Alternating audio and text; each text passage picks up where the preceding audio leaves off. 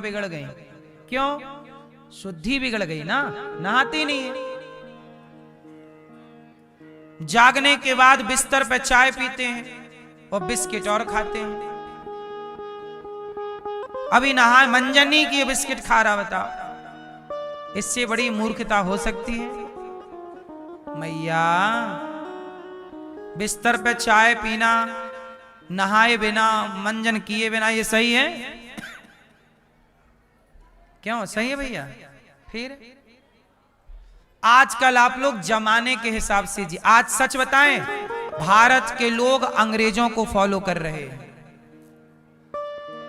सारा अंग्रेजों का फॉलो कर करके अब राम राम नहीं बोलते, हाय हाय हेलो। राम राम कहां गया तुम्हारा वाला? पूरा अंग्रेजों को फॉलो कर रहे हैं। जिन्होंने तुम्हें गुलाम बनाया, तुम्हारी बहन बेटियों की इज्जत लूटी, तुम्हें शर्म भी नहीं आती? उनको फॉलो कर रहे हो। अरे भारत के ऋषि मुनियों को फॉलो करिए, जिन ऋषि मुनियों ने विज्ञान के उत्पत्ति के पहले सृष्टि को, सनातन को विज्ञान दिया है। सनातन विज्ञान जानते हो? भारतीय विज्ञान नहीं जानते। विमान का आविष्कार कब हुआ? किसने किया? राइट ब्रदर्स ने किया। 1903 में सफल परीक्षण किया विमान का।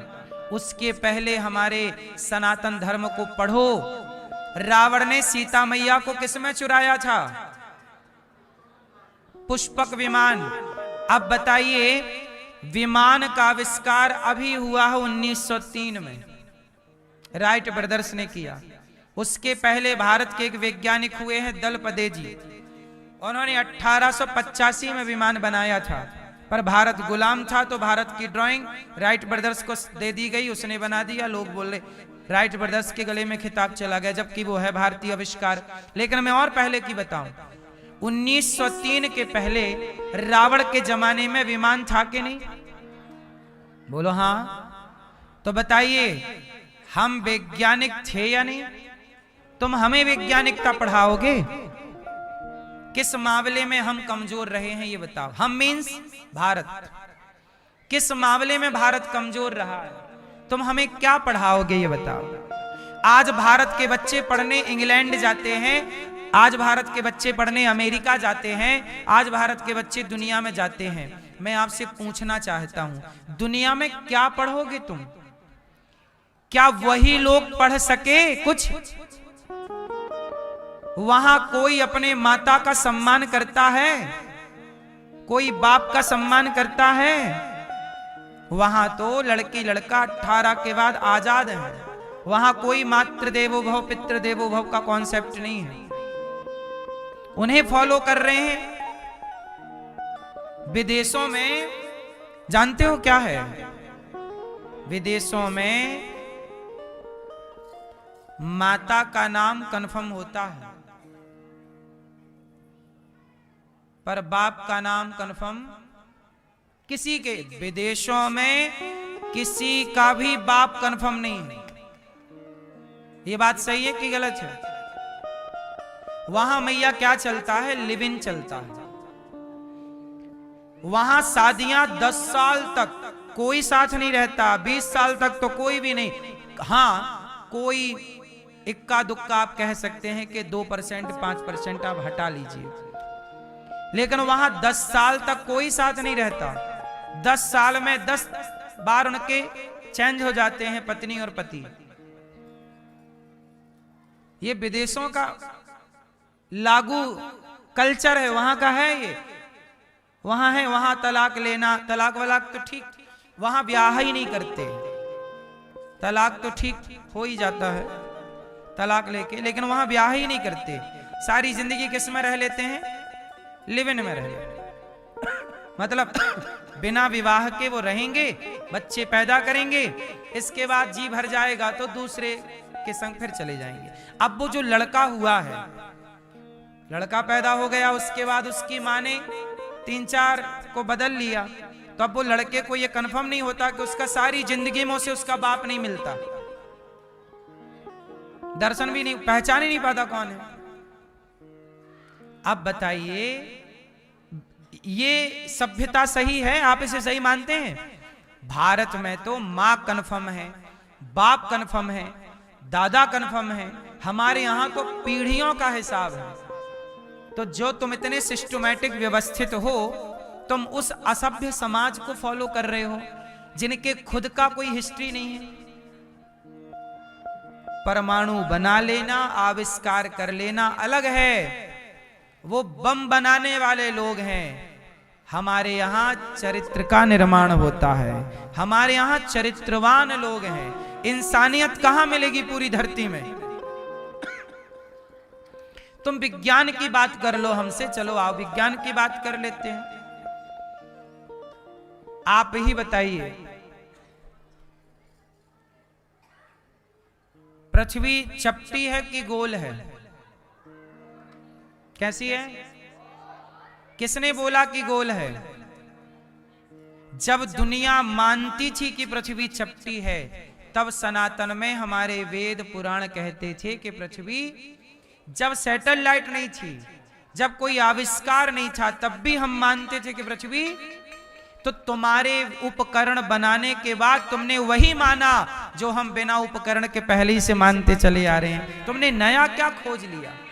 तुमने ग्रह खोज लिए, 9 ग्रह खोज लिए, तुमने आज खोजे। हमने तो 1000 साल पहले ही से नवग्रह की पूजा की है। क्या नया खोज के ले आए? बोलो। तुमने विमान खोज लिया, हमारे यहां विमान था, पर विमान हम लोगों ने इसलिए ज्यादा नहीं उसे आगे बढ़ाया। आपको बताऊं, महाभारत के अनुसार जितनी विद्याएं थीं, इन सबको धर्मराज युधिष्ठिर ने नष्ट कर दिया था। क्यों? इसका एक कारण है। परमाणु, हमारे यहां जब महाभारत हुआ तो महाभारत में कितने अस्त्र शस्त्र का प्रयोग हुआ? ये बात आप समझ रहे हैं? क्या ब्रह्मास्त्र का प्रयोग नहीं हुआ महाभारत में? क्या सुदर्शनास्त्र का प्रयोग नहीं हुआ महाभारत में? ये क्या थे? ये आज का परमाणु और पहले का ब्रह्मास्त्र, नाम ही तो चेंज है। हमारे सनातन में हमारे अपने ऋषि मुनियों के अपने ब्रह्मास्त्र, अपने दिव्यास्त्र थे या नहीं? बोलो हाँ या ना? दिव्यास्त्र थे। उस जमाने में तो घर सोने के बनते थे, आज तो तुम सीमेंट के बना रहे हो। जब ऋषि मुनियों का टाइम था, तब राजाओं के राजमहल काय के बनते थे? बोलो हाँ या ना? और औरों की छोड़िए, उस जमाने में, आज के जब अंग्रेज मुगल नहीं आए, तब यहां भारत में मंदिर सोने के थे। क्यों भूल गए अपने इतिहास को? हमारे यहां मंदिर किसके थे? सोने के मंदिर थे। आज भी वृंदावन में रंगनाथ जी का मंदिर है, जाके देखना। मंदिर के ठीक सामने सोने का कम से कम आप ये मानिए 70-80 फीट लंबा वो है खंबा, गरुड़ स्तंभ, आज भी है, सोने का है, यही वृंदावन है। पहले सोने के मंदिर थे हमारे यहां, हाँ या ना? तो हमारी तो इतनी धन धान्य से भरी पूरी हिस्ट्री है। ये सब तो चोर हैं जो भारत को लूटने आए थे। इन चोरों को तुम फॉलो कर रहे हो। जब तक ये भारतीय ऋषि मुनियों को फॉलो करते रहे, तब तक ये सोने की चिड़िया रहा। अंग्रेजों को फॉलो करने लग गए, मुगलों को फॉलो करने लग गए, हो गए ना कंगाल। नौकरी ढूंढते फिर रहे हो 20,000 की। अपने अस्तित्व को जो भुला देगा, उसका विनाश निश्चित है। इसलिए आज की, अब देखो, आप कोई एक आविष्कार मुझे बताओ आज का, जो आज है और पहले नहीं था, बता दो कुछ। मोबाइल, आज मोबाइल से बात हो जाती है यहां से वहां। पहले भी हमारे ऋषि मुनि यहां से वहां बात कर लेते थे। आकाशवाणियां क्या थी पहले?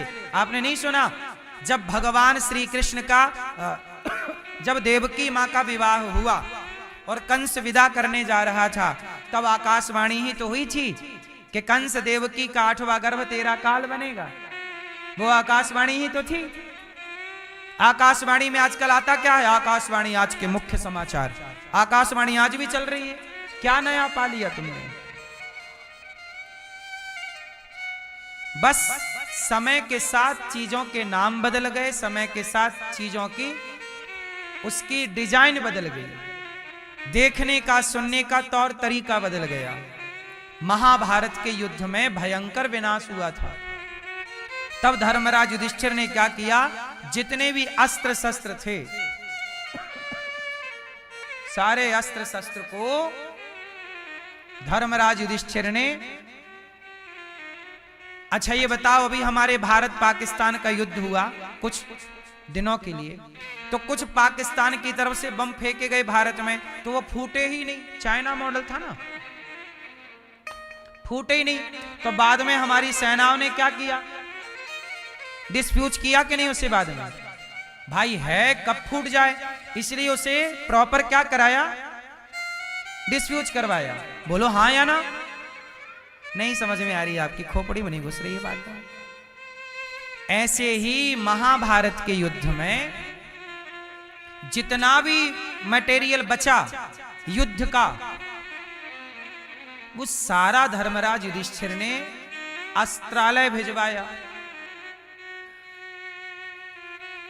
डिस्फ्यूज करवाया, और डिस्फ्यूज करा के, और जितने भी इस तरह के खोजें थी सब में ब्रेक लगवाई कि भाई साहब इससे विनाश ही होगा। हम आप पे बम फेंकें, आप हम पे फेंको, आपका भी विनाश। इसलिए धर्मराज युधिष्ठिर ने कहा नहीं, अब हम शांति से जिएंगे। इस देश में किसकी स्थापना करेंगे? शांति की। अब कोई लड़ाई नहीं। धर्मराज युधिष्ठिर ने महाभारत की लड़ाई लड़के देख लिया कि समाज का विनाश होता है, लड़ना ठीक नहीं है, तो सारे चीजों को शांत कर दिया। तो जितने भी हमारे यहां आविष्कार थे, वो सारे आविष्कारों, अब जैसे उदाहरण से आप देख लीजिए, वो कौन सा देश है जो रसिया जिसके साथ युद्ध कर रहा है? यूक्रेन। सुनो, यूक्रेन के पास अपना परमाणु था, पर एक समझौता हुआ कि भाई सब लोग अपना अपना परमाणु शक्ति डिस्फ्यूज कर दीजिए, क्योंकि इससे लोगों का नुकसान हो सकता है। तो यूक्रेन ने अपनी परमाणु शक्ति तो डिस्फ्यूज कर दी, लेकिन और देशों ने नहीं की, इसलिए आज उसके पास परमाणु शक्ति नहीं है। उसी तरह धर्मराज युधिष्ठिर ने पूरी धरती को संदेश दिया कि भाई जितना भी आपके पास ये शक्तियां हैं अस्त्र शस्त्र की, इन्हें आप समाप्त कर दो, क्योंकि इससे होनी क्या है? हानि। तो वो सारी शक्तियों को समाप्त कर दिया धर्मराज युधिष्ठिर ने। इसके बाद से हम लोग शांति से रहने लग गए। इसलिए हमारे यहां आविष्कार पहले खूब हुए, बाद में रोक दिए गए, नहीं इससे नुकसान होना। आने वाले टाइम पर आप देख लेना, इन्हीं अधिक आविष्कारों के कारण इस प्रकृति का संतुलन बिगड़ेगा और आने वाली पीढ़ी परेशान होगी। जो विकास आप जिन्हें कह रहे हैं, वो विकास बहुत जल्दी विनाश में तब्दील हो जाएगा। आप देख रहे हैं कि ओजोन परत कमजोर पड़ गई, इतना विमान आकाश में उड़ते हैं, उनके फ्यूल से उनकी कितना नुकसान, क्षति, सड़कें बन रही हैं, अच्छी बात है, पर पेड़ कितने कट रहे हैं, जंगल कितने कट गए, ग्लेशियर पिघलने लग गए। ये सब वैज्ञानिकों के दावे हैं जो हम आपसे बोल रहे हैं। प्रकृति का संतुलन बिगड़ गया, किसके कारण? आविष्कार के कारण। इसलिए धर्मराज युधिष्ठिर ने रोका कि नहीं भैया, प्रेम से रहो, 2 रोटी खाओ, काय लड़ना झगड़ना, चलो शांति की स्थापना करेंगे। शांति की स्थापना के लिए सारी चीजों को समाप्त किया। आप ये मत समझ लीजिए कि हमारे भारत में कुछ था ही नहीं, हम कुछ करना, अरे हमने बना के उसे डिस्ट्रॉय कर दिया, तो पुनः बना भी लेंगे। बनाने की थीम हमारे यहाँ ऋषि मुनियों ने लिख दी कि भाई जरूरत पड़े तो ऐसे बना लेना। अब आप लोग अपने शास्त्र पढ़ते नहीं, अपने धर्म ग्रंथ पढ़ते नहीं, अंग्रेजों को फॉलो करते रहते हैं। कोई भी आविष्कार आप देख, मेडिकल साइंस से बात कर लो, चलो बात कर लेते हैं। चलो बताओ, देवकी माँ का बेटा, सातवां बेटा, सातवें बेटे को भगवान ने क्या किया, देवकी माँ के गर्भ से निकालकर रोहिणी माँ के गर्भ में डाला था कि नहीं, जो बलराम जी कहलाए बाद में। बलराम जी का जन्म कैसे हुआ बताइए, कैसे हुआ? पहले बलराम जी आए माता देवकी के गर्भ में, सातवीं संतान, और भगवान ने देवकी के गर्भ से निकालकर कहां डाला, रोहिणी, जो कि वसुदेव जी की पत्नी है। देवकी भी पत्नी है और रोहिणी भी वसुदेव जी की पत्नी है। चूंकि देवकी कंस के कारागार में है, तो कंस के कारागार से बलराम जी को बाहर भेजना था, तो देवकी माँ के गर्भ को निकालकर रोहिणी माँ के गर्भ में डाला गया। ये मेडिकल साइंस, आज भी एक स्त्री का गर्भ दूसरे स्त्री के गर्भ में डाला जाता है। जो टेक्नोलॉजी आज आप देख रहे हैं, ये 5,500 साल पहले हमारे भारत में हमारे ऋषियों ने प्रयोग कर लिया है इनका। तुम नया क्या कर रहे हो? नया तुम्हें और बता दूं, सुन लो। ये बताओ, गणेश जी के सिर में हाथी का सिर किसने लगाया? जोर से। अब मुझे आप बताओ कि आप किसी इंसान के सिर में हाथी का सिर लगाओ, किसी इंसान के सिर में बकरे का सिर लगाओ। शंकर जी ने, शंकर जी कौन है? धरती के पहले सर्जन हैं, जिन्होंने सबसे पहला सफल ऑपरेशन किया। हमारे समस्या तो ये है कि मुसलमान अपनी कुरान पे कभी नहीं हंसता, ईसाई अपनी बाइबल पे कभी नहीं हंसता, लेकिन हमारा सनातन जितना साइंटिफिक रहा है, उतना ही हमारे अपने सनातनियों ने अपने धर्म ग्रंथ का मजाक बनाया।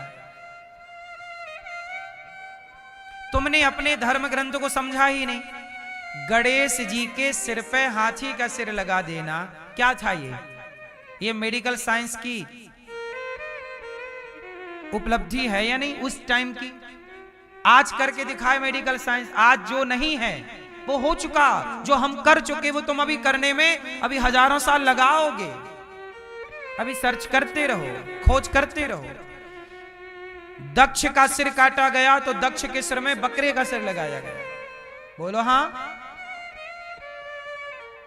आज भी बहुत सारे लोग बंदर की आंखों का, बकरे की आंख का इंसान की आंख में प्रयोग करते रहते हैं। ये प्रयोगशाला में प्रयोग चल रहे हैं, लेकिन हमारे यहां प्रयोग नहीं, शंकर जी करके दिखाए कि देखो भैया जो हम कर दिए हैं तुम कर लेना। ये मेडिकल साइंस है। इसे शास्त्र की इस दृष्टि से समझो कि सनातन कितना साइंटिफिक है, लेकिन लोगों ने इसकी इस वैज्ञानिकता को नहीं समझी और मजाक उड़ाया, अपनों ने मजाक उड़ाया। सनातन को समझना सबका बस नहीं है ना। तुम तो अंग्रेजों को फॉलो करते रहे हो। वो गुड मॉर्निंग बोल रहे हैं, तुम भी बोल रहे हो। अरे भैया वो अंग्रेज है, तुम राम राम बोलो ना, तुम जय श्री कृष्णा बोलो। बोलो हाँ। पिज्जा बर्गर क्यों खाते हैं अंग्रेज लोग? क्योंकि पिज्जा बर्गर रोटी वहां पर रोज नहीं बनती। अंग्रेजन रोटी बनाना ही नहीं जानते। अंग्रेज लोग भोजन बनाना नहीं जानते। वहां फैक्ट्रियां लगी हैं रोटियों की, वो रोटी खरीद के लाते हैं बाजार से, तो 4 दिन 10 दिन पुरानी रोटी है। वहां रोटी बासी खाना उनकी मजबूरी है। उस बासी रोटी में अपना सब्जी अब्जी काट के डाल लिया और खा गए ऐसे रोल करके। अब आप लोगों ने अपना कल्चर मान लिया।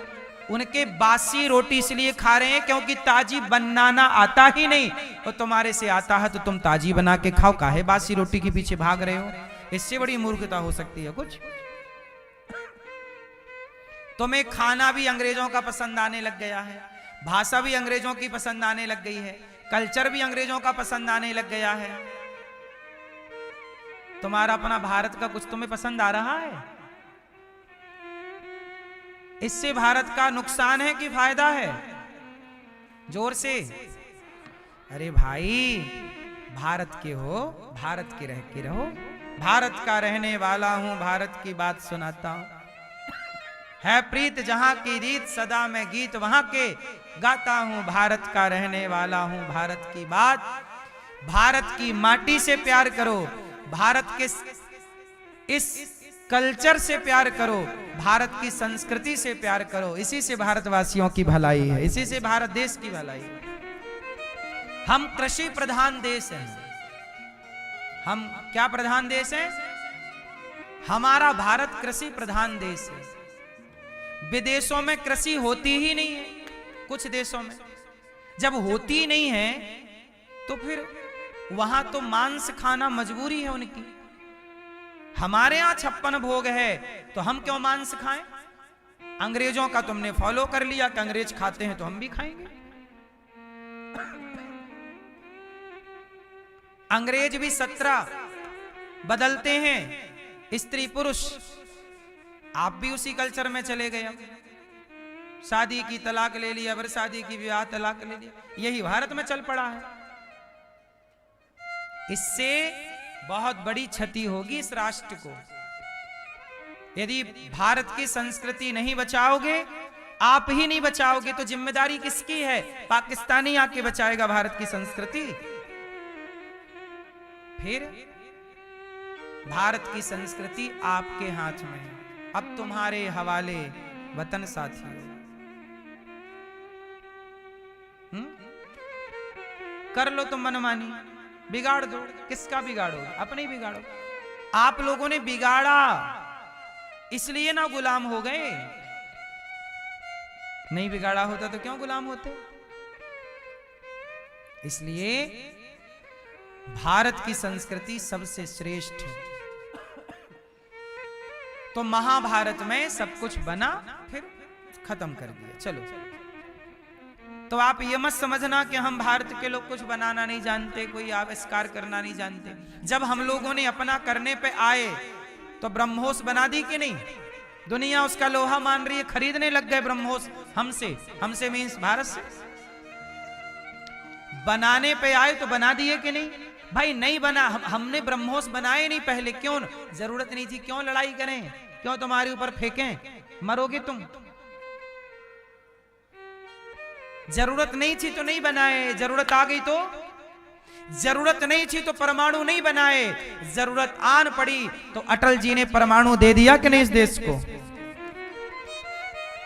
जरूरत नहीं थी तो हमने नहीं बनाया, पर जरूरत थी तो भाई जरूरत नहीं है तो हम नहीं कर रहे हैं, जरूरत है तो कर रहे हैं, सब कर लेंगे। ये मत कहो कि कुछ नहीं आता भारत के लोगों से, आता है। इसलिए अपने को कमजोर ना समझो। आप मजबूत थे, मजबूत हैं, मजबूत रहेंगे, बस आपको संगठित रहना है।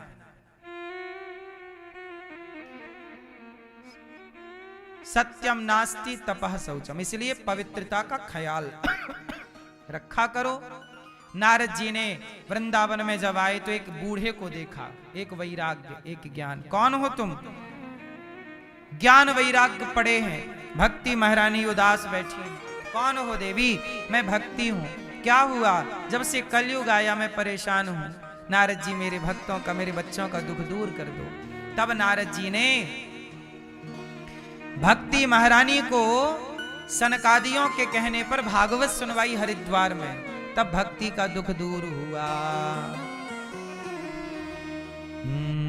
भक्ति सुतौ तौ तरुणौ गृहीत्वा प्रेमैकरूपा सहसा विरासीत्।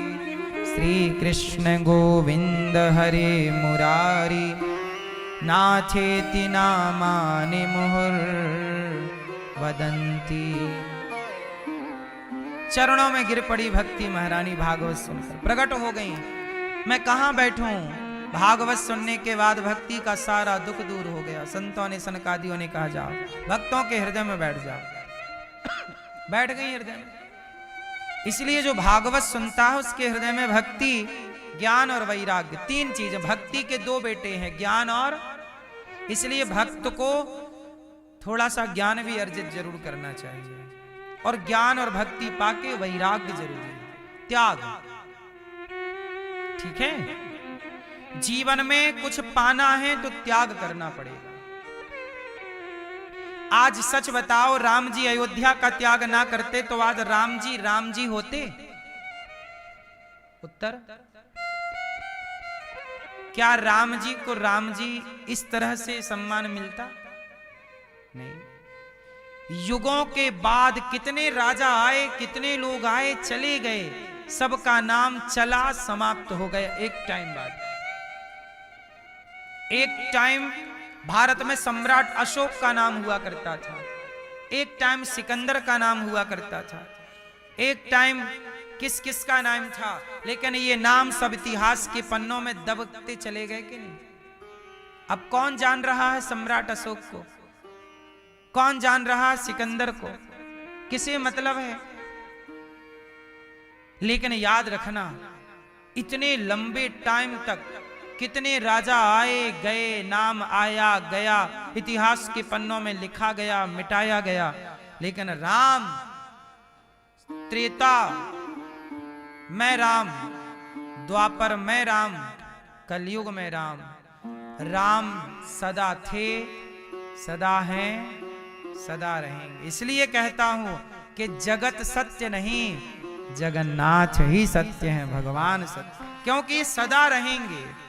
इसलिए राम जैसी मर्यादा, राम जैसा राज्य, राम जैसा शासन, राम जैसे केवल राम है। इसलिए कहता हूं राम को आदर्श बनाओ। सीता को स्त्रियां, सीता मैया को अपना आदर्श बनाएं, सीता मैया के आदर्शों पर चलिए। पुरुष राम को अपना आदर्श बनाएं। आजकल आप आदर्श कैसे बना रहे हैं? वो बॉलीवुड में जो नाचने वाले लोग हैं, हीरो हीरोइन, जिनके खुद का पता ही नहीं, उनको आप अपना आदर्श मान रहे हैं। जो गुटखा बेच रहे हैं दाने दाने में केसर का दम, वो आपके आदर्श बनेंगे तो आपको गुटखा ही तो खिलाएंगे। आदर्श सबको नहीं बनाना चाहिए। विडंबना आपकी यही है कि आप ये नहीं पकड़ पाए। दुर्योधन ने शकुनी को आदर्श मान लिया, दुर्योधन ने शकुनी को आदर्श मान लिया, शकुनी के रास्ते पर चल पड़ा, सर्वनाश हो गया कि नहीं?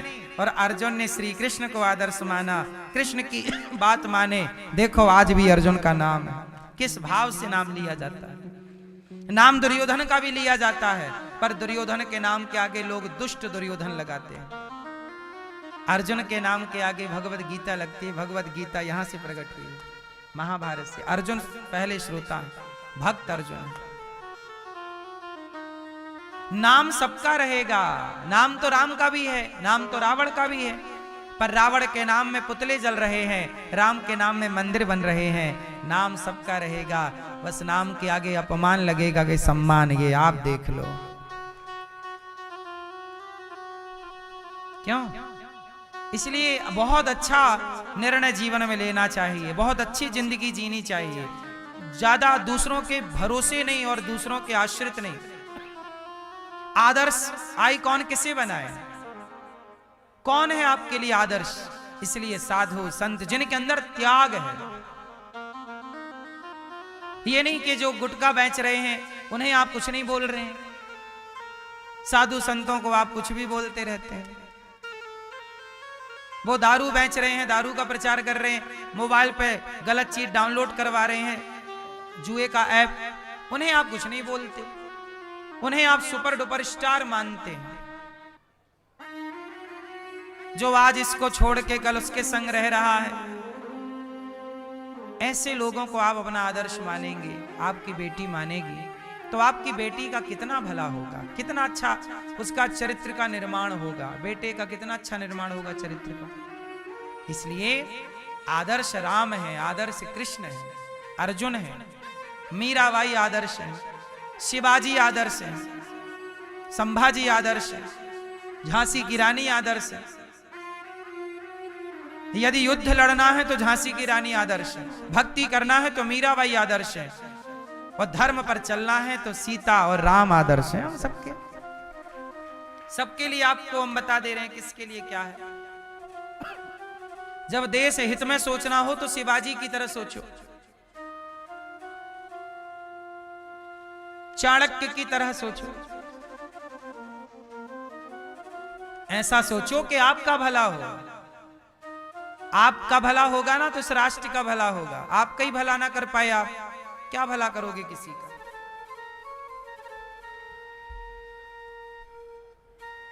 भक्ति महारानी भक्तों के हृदय में जाकर बैठी और नारद जी कथा सुन रहे हैं। अच्छा, कथा में सनकादियों ने कहा कि कोई भी भागवत सुने तर जाएगा। नारद जी ने कहा क्या पापी भागवत सुन के तरेगा? हाँ।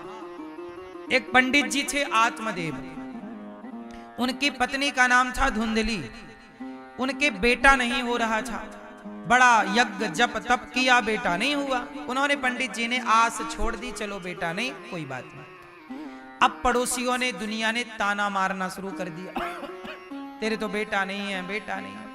अच्छा, दुनिया के लोग बड़ा प्रभावित रहते हैं, लोग बहुत आपसे, लोग परेशान हैं, आप खुश हैं पर आपकी खुशी से लोग परेशान हैं। आत्मदेव जी प्रसन्न, लोग परेशान, तेरे तो बेटा नहीं है, तेरे तो बेटा नहीं है।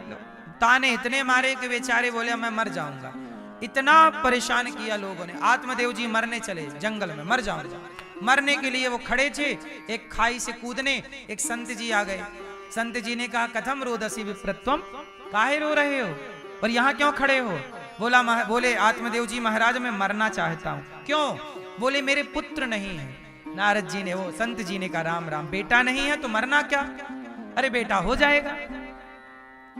अरे महाराज जी नहीं हो रहा है, हमारा बुढ़ापा आ गया, अब हम क्या करेंगे, बेटे के बिना मर जाते हैं। लोग बहुत ताना मारते हैं। संत जी ने समझाया कि बेटे के चक्कर में ना पड़ो, बेटा पाने थोड़ी आए हो इस धरती पे। इस धरती पे हम अपना कल्याण करने आए हैं। जिसका बेटा है वो भी परेशान है। बताओ बेटे वाले परेशान है कि नहीं? ऐसा है क्या कि बेटा मिल जाएगा तो सुख मिल जाएगा?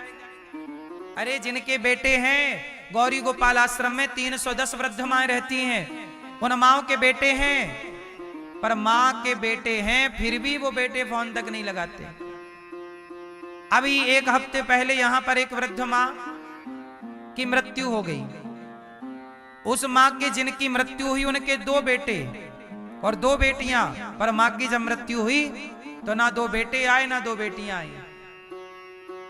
मां की मृत्यु हो गई, बेटे नहीं आए। बेटे को हम लोगों ने फोन लगाया कि भाई तुम्हारी मां चल बसी है, आ जाओ, मां का अंतिम दर्शन कर लो, कंधा दे दो। नहीं महाराज जी हमारे पास टाइम नहीं है, हमने तो पिंडदान कर दिया था पहले ही। लो, मां जिंदा थी, पिंडदान कर दिया, और मां अब मरी, बुला रहे हैं तो नहीं आया। तो बेटा है जिनके, वो भी कौन सा अपना कर्तव्य पूरा कर रहे हैं? आजकल व्यक्ति कामचोर हो गए हैं, लोग अपने कर्तव्य नहीं करना चाहते पूरे। सबको अंग्रेज बनना है ना, अंग्रेजों में कहां वो माँ बाप का संस्कार करते हैं। सबको अंग्रेज बनना, सनातनी अब बनना नहीं है। अब माँ बाप का अंतिम संस्कार नहीं करना चाहते। सोचिए, मां मर गई, बेटों ने सूतक नहीं रखा, मां मर गई, राख लेने नहीं आए। ये औलाद है, ये वही औलाद जिस मां को मां ने मालिश की होगी, बच्चे को पढ़ाया लिखाया, चलना उंगली पकड़ के सिखाया होगा। क्या गुनाह किया होगा मां ने कि मरने पे भी तुम ना आए? मां ने अपनी संपत्ति दी होगी, कमाया हुआ सारा धन माँ बाप ने दिया होगा, सब ले लिया।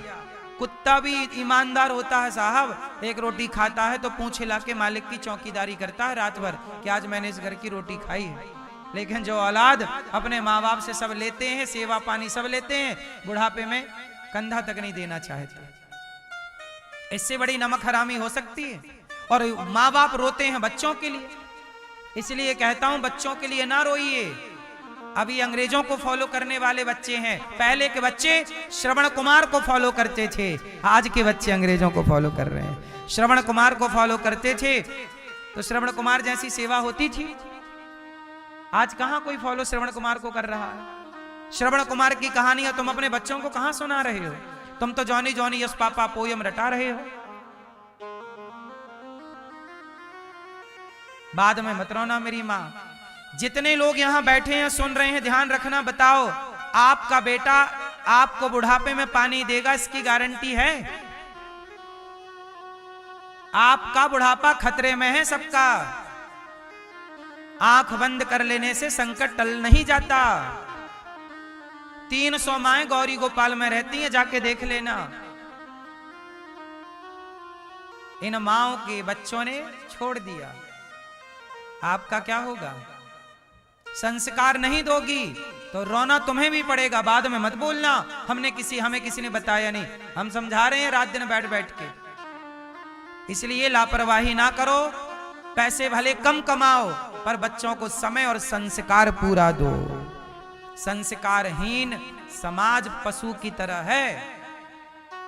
संस्कारहीन समाज पशु की तरह है। पैसा होगा आपके पास पर आपकी औलाद ही आपके पास ना होगी एक टाइम बाद, संस्कार नहीं दिया तो। इसलिए मेरी मां, आप लोगों ने दुनिया देखी है, हमसे ज्यादा ना देखी होगी। हमने दुनिया को बहुत गहराई से देखा है। हमारे पास रोज कोई ना कोई बेटा अपनी माँ को लेके आ जाता है, महाराज जी हमारी माँ को रख लो। तू क्यों नहीं रखता अपनी माँ को? महाराज जी हमारी पत्नी से हमारी माँ की बनती नहीं। तो मैंने कहा पत्नी को छोड़ जा वृद्धाश्रम, माँ को क्यों छोड़ने आया है? माँ बोझ लगने लगती है, पत्नियां बोझ नहीं लगती। 300 माँ यहां रहती हैं। कितनी माएं सड़कों में पड़ी हैं बेचारी। क्यों? आपके अगल बगल देख लेना, बुढ़ापे में माओं की क्या स्थितियां हैं, पड़ोसों में देख लेना। बच्चे निकल गए कमाने बाहर, मां पड़ी है अकेली, मर जाती है तो पता नहीं चलता बच्चे समय से आएंगे कि नहीं। साहब इंसान बनो और रिश्तों की कदर करो। ये वृद्धाश्रम बनाने की कोई जरूरत नहीं थी मुझे। आप जब सेवा नहीं करते, अपने कर्तव्यों का पालन नहीं करते, हम फुटपाथ से उठा उठा के माओ को लाते हैं गोद में, बच्चे छोड़ के भाग जाते हैं। एक माँ को बेटी छोड़ के भाग गई और बोल के गई कि आ मत जाना वरना मार दूंगी तुझे। कितनी बेटियां छोड़ के चली जाती हैं, कितने बेटे छोड़ के चले जाते हैं। आप सब लोग सहयोग करते हैं तो गौरी गोपाल आश्रम में इन वृद्ध माओं को भोजन मिलता है। आप सब सहयोग करते हैं तो माओं की सेवा होती है यहाँ। आप सहयोग नहीं करेंगे तो इन वृद्ध माओं को भोजन कैसे मिलेगा?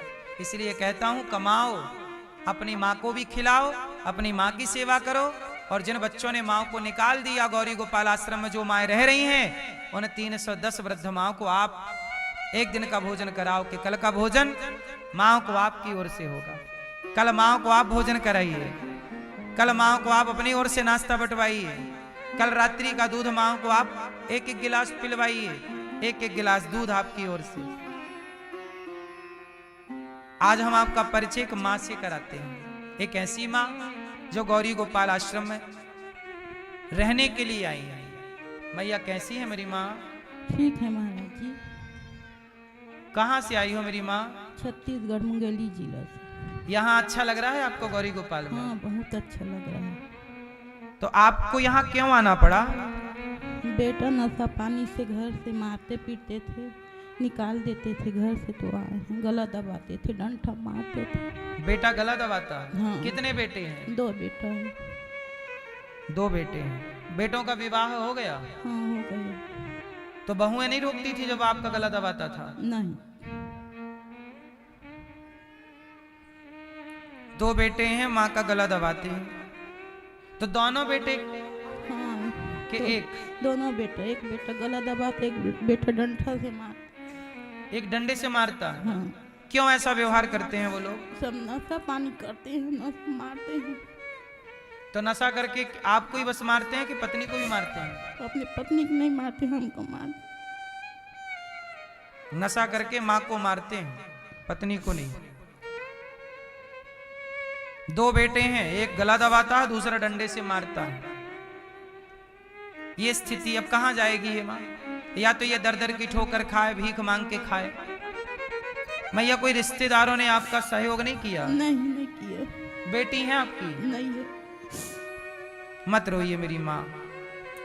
जिन माओ को अपने जिस माँ ने बच्चों को पाल पोस कर बड़ा किया, आप समझ सकते हैं इन माओं की आंखों के आंसुओं का दर्द, मूल्य, कीमत आप कितना समझेंगे मुझे नहीं पता। लेकिन जिस पर बीतती है वो जानता है। दूसरे हमें मारते हैं ना तो कष्ट कम होता है, पर अपने जब मारते हैं तो दर्द ज्यादा होता है।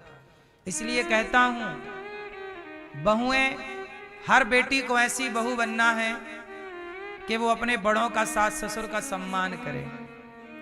क्या हो गया है आज की समाज को, आज की समाज सास ससुर को स्वीकार नहीं करना चाहती। आजकल की कुछ बहुएं सास ससुर की सेवा नहीं करना चाहती। आप लोगों से बस मेरी इतनी सी विनती है कि आप भी इन वृद्ध माओं के बेटा बनकर, बेटी बनकर, इन माओं के अपने बेटे तो काम आना पाए, आप जरूर इन माओं की सेवा करें। गौरी गोपाल आश्रम में केवल माओं की सेवा ही नहीं, संतों की सेवा भी होती है। हजारों संत भोजन करते हैं, अखंड रसोई चलती है।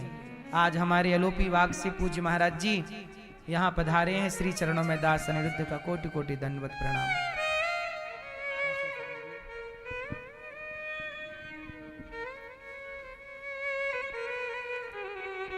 गौरी गोपाल आश्रम में हजारों संत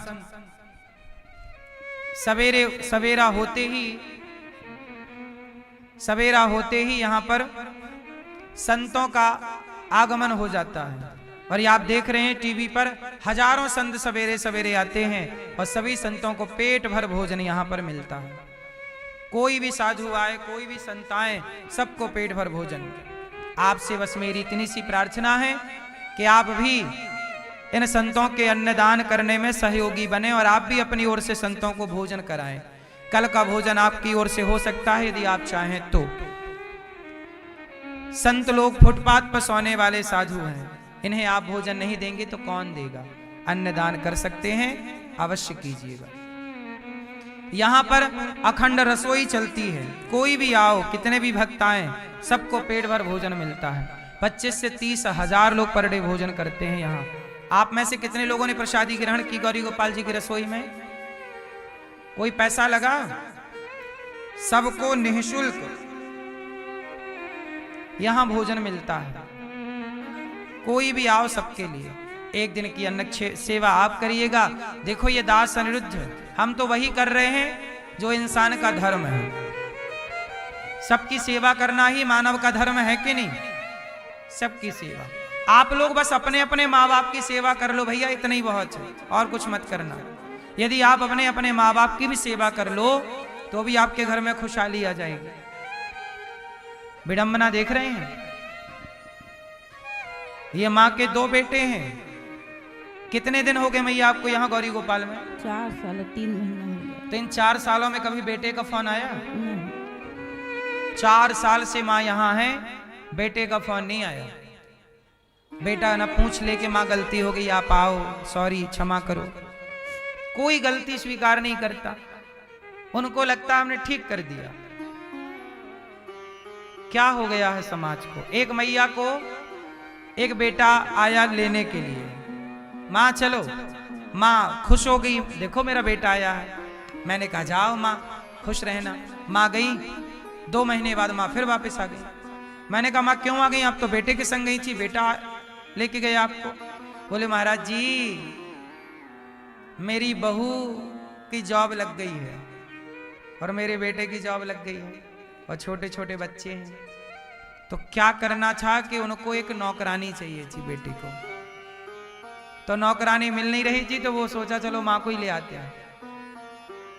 तो मुझे केवल नौकरानी के हिसाब से वो रखता है। तुम भोजन बनाओ, तुम हम सबको खिलाओ पिलाओ, सब कर। अब बूढ़ी माँ सबको कैसे बना के खिलाए? जितना हाथ पांव चलेगा उतना ही तो काम करेगी, उससे ज्यादा क्या कर लेगी? तो उसे मानी चाहिए थी, नौकरानी चाहिए थी। गौरी गोपाल में 310 माएँ हैं।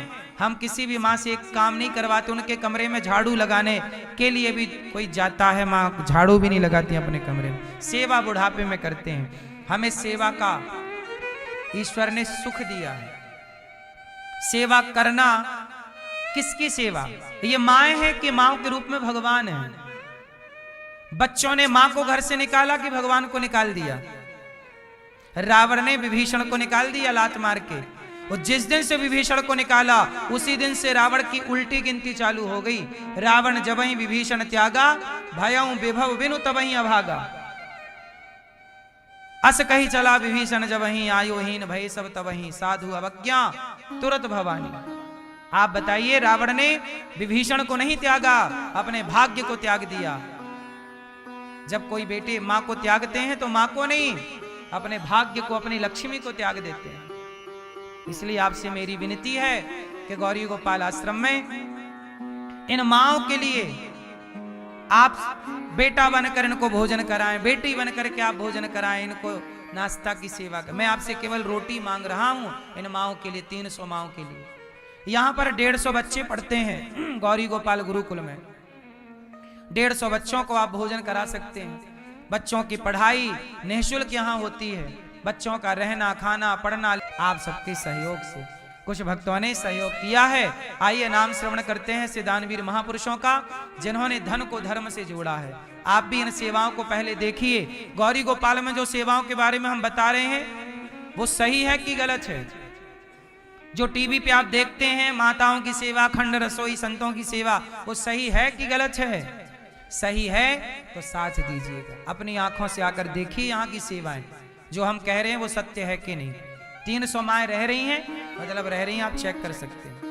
हर माँ के कमरे में एसी लगी है। हर माँ के सुख सुविधाएं वही हैं जो एक घर में एक बेटा माँ को कर सकता है। जितना मेरे से बनता है, आपका सहयोग, आशीर्वाद मिलता है, उतनी सेवा होती है। हर माँ को दवाई, मैया समय से दवाई, समय से भोजन मिलता है आपको? हाँ, सब चीज मिलता है महाराज जी, कोई चीज की कमी नहीं। यहाँ खुश हैं आप? हाँ, बहुत खुश हैं। इन माओं से आप भी मिलिएगा, दर्शन कीजिएगा। कुछ भक्तों ने सहयोग किया है। आओ नाम श्रवण करते हैं उन दानवीर महापुरुषों का जिन्होंने धन को धर्म से जोड़ा है। आपको भी ईश्वर देने योग्य बनाए हो तो अवश्य दीजिएगा। चक्कर में ना पड़िए। संत जी नहीं माने। संत जी ने कहा ठीक है, ये फल अपनी पत्नी को खिला देना। पत्नी को फल दिया गया। पत्नी ने खाया नहीं, गाय को खिला दिया और बहन का बेटा जो हुआ उसे ले लिया, खरीद लिया पैसों में। वही बालक जो गाय से प्रकट हुए वो हो गए गौकर्ण जी, और धुंधली की बहन को बेटा हुआ, उसका नाम रखा धुंधकारी। कि यत काले न तऊ जातऊ। धुंधकारी महान दुष्ट और गौकर्ण पंडितो ज्ञानी, धुंधकारी महाखला। गौकर्ण जी महान पंडित और धुंधकारी महान दुष्ट। एक दिन अपने माँ बाप को सताया, धुंधकारी ने मारा डंडे से। तब गौकर्ण जी ने पिता को समझाया, देहे स्थिमांस रुधरे विम